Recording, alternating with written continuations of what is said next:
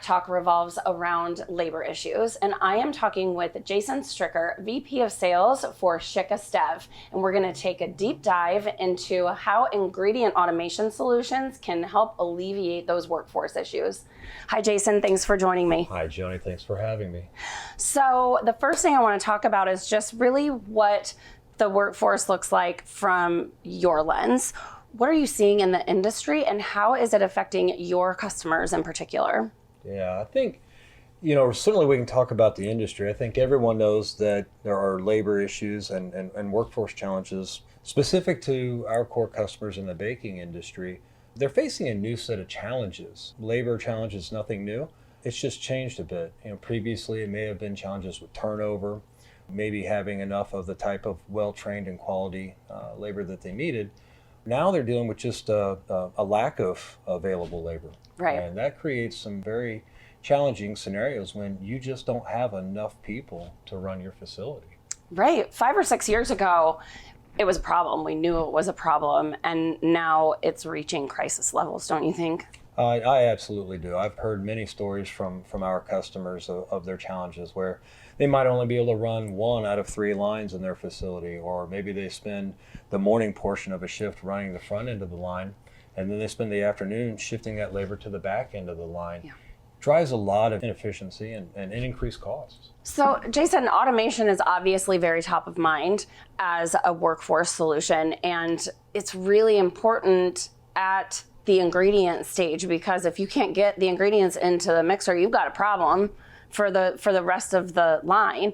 On the flip side of that, though, bakers can assume that automation, that's something that's reserved for only bulk ingredients. That's not necessarily the case. What are some of the myths that you can bust about ingredient automation as a solution outside of just bulk? I think, when it comes to ingredient automation, the more recognizable or well-known areas are in those bulk ingredients. And that's primarily because there's the greatest amount of potential labor and ingredient cost savings when you're moving to bulk.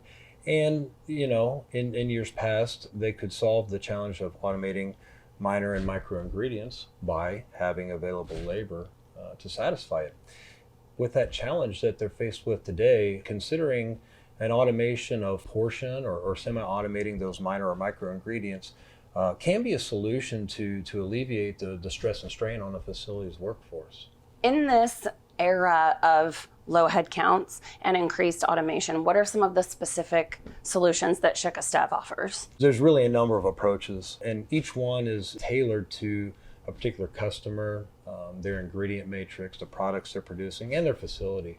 So to be able to say specifically these are the 1, 2, or even 3 things that you have to do, and understanding that if you're working with a valued and qualified supplier partner, you can discuss the challenges that you have, the end goals that you hope to achieve, and they can work with you with different types of solutions and with budgets in mind, right? I mean, we're dealing with labor challenges, but we're also dealing with increased costs through the industry.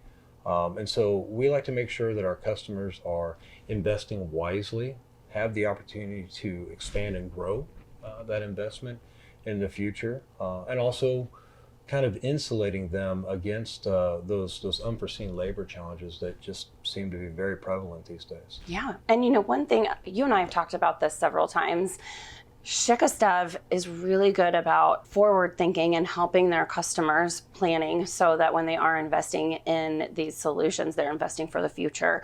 So how could a baker take the first step in having a conversation with Shick Esteve to talk about solutions and looking ahead to the future? It's a very easy step, really just reaching out to us and letting us know these are the challenges that you're faced with. And here are the things we hope to achieve. We're going to interview out their goals, the important pieces of information, and then we're going to create that master plan for what it could be.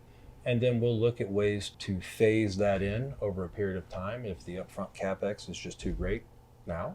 But with an eye towards that future state, you're always making sure that customers are investing wisely, and anything that they do invest in is a building block then to the ultimate goal. Absolutely. Jason, thanks for taking a minute to talk to me about this. I think you guys offer some really great solutions for this crisis that the industry is in with finding good labor. So thanks again for sharing your insight. Yeah, always a pleasure.